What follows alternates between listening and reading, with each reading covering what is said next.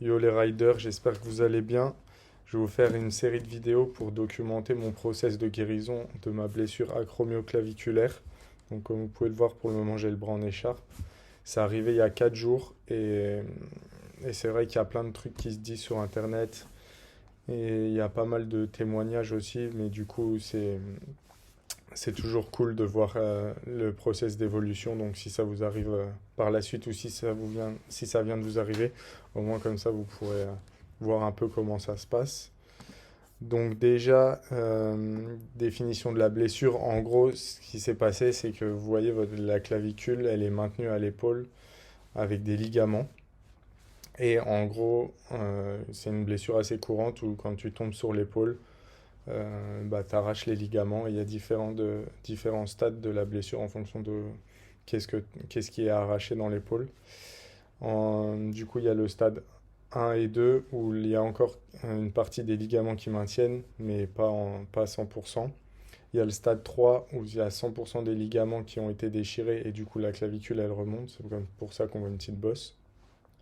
Et il y a le stade 4, 5, 6 où là tous les ligaments ils sont déchirés et en plus de remonter, la clavicule elle est déplacée sur un axe horizontal aussi. Enfin, je suis pas médecin donc c'est une définition assez simpliste, mais c'est histoire de comprendre.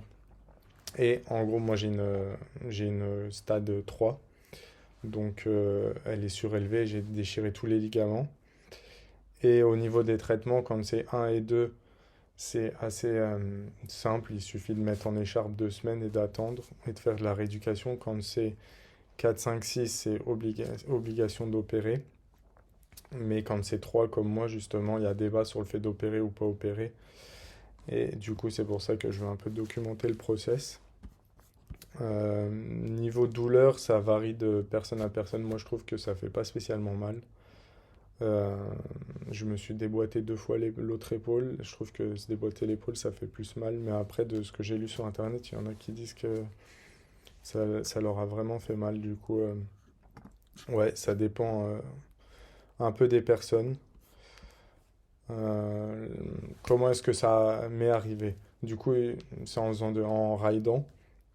Ça arrive souvent à des gens qui font du VTT, quand tu tombes sur l'épaule en VTT, ou des gens qui font du hockey ou du rugby. Moi, personnellement, je me suis fait ça en snowboard.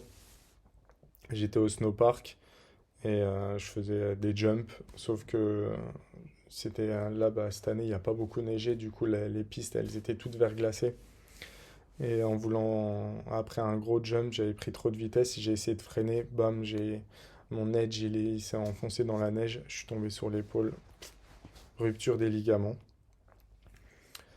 Euh, Au niveau du traitement, comme j'ai dit, pour le moment, opération, pas opération, moi je tends vers une guérison naturelle.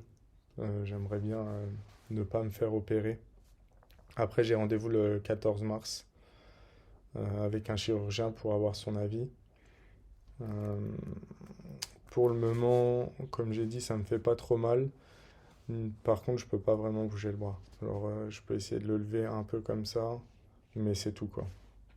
Donc, c'est vachement restrictif. Euh, je peux pas faire grand-chose pour le moment. Donc, ouais, voilà, pour le moment, c'est jour 4. Je garde le bras en écharpe. J'ai un plan d'attaque niveau pour optimiser ma guérison. Donc, déjà, pas d'alcool. Bam. Les soirées, on oublie. Là, pendant 2 mois, c'est en gros mon objet. En mai, je dois aller surfer. Et du coup, mon objectif, c'est de pouvoir surfer en mai. Donc, dans 2 mois. Donc, pas d'alcool. Euh, Forcément, essayer d'avoir un sommeil régulier. Euh, 8 heures, ça serait optimal de sommeil, mais j'ai plus tendance à avoir 7 heures, 6h30, 7 heures. Et surtout niveau nutrition, faire attention à bien avoir plein de nutriments et manger des légumes, etc. En parallèle, je mets aussi de la glace. Tous les matins et tous les soirs, j'essaie d'appliquer de la glace. Et je pense que semaine prochaine, je vais devoir commencer des séances de kiné. Du coup, je vous tiendrai au courant de comment ça se passe.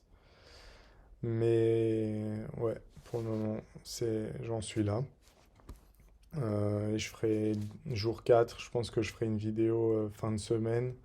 Et surtout après mon rendez-vous avec le chirurgien pour voir c'est quoi son avis et qu'est-ce qu'il en est.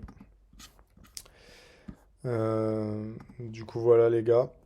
Euh, ouais, ça fait mal, ça peut faire peur au début, mais de ce que j'ai lu sur Internet et de ce que j'ai vu, ça met entre 6 et 12 semaines à vraiment guérir, mais c'est possible de retrouver toute l'amplitude de son bras et de retourner faire du sport normal sans opération.